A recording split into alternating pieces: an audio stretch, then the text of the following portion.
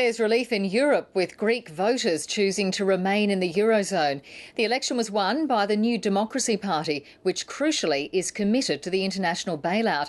But it was a narrow victory. Europe correspondent Philip Williams reports from Athens. As the votes were counted, the supporters of the left-wing Syriza coalition dared hope their plan to scrap the bailout was about to become reality. The first exit polls were too close to call. These New Democracy supporters feared the worst. But New Democracy kept its narrow lead. Their promise to stick to the bailout package and austerity won the day, but only just. Today the Greek people express their will to stay anchored with the euro. This is a victory for all Europe. Antonis Samaras came to Syntagma Square, a battleground in recent times, now a place of jubilation. Well, this is the new Prime Minister of Greece. He only has now to form a coalition government. Of course, the hard work comes tomorrow, when the reality of this country's financial situation sets in. It's a big problem ahead. He says he's the man for the job.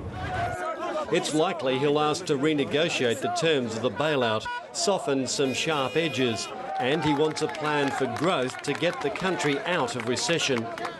For Syriza leader Alexis Tsipras, a night of frustration. His plan to scrap the bailout, beaten by fears it might drive Greece from the euro. We will continue our battle, having the confidence that the future does not belong to the terrorised, but to the bearers of hope. The old parties will rule again. A coalition is expected to be formed quickly. This, the answer many European leaders, especially Angela Merkel, were hoping for. Few expect this to be the last crisis facing this beleaguered nation, but the battered Greek spirit is still flying. I spoke to Philip Williams in Athens a short time ago, and I asked him if there's now more room for compromise on Greece's bailout conditions. Yes, there are some hints coming out of Germany that perhaps they'll extend the terms of the bailout, the time that it has to be repaid, but the actual core of it will remain, and that means more hard times for Greeks. So the Greek people have voted. What next for Greece?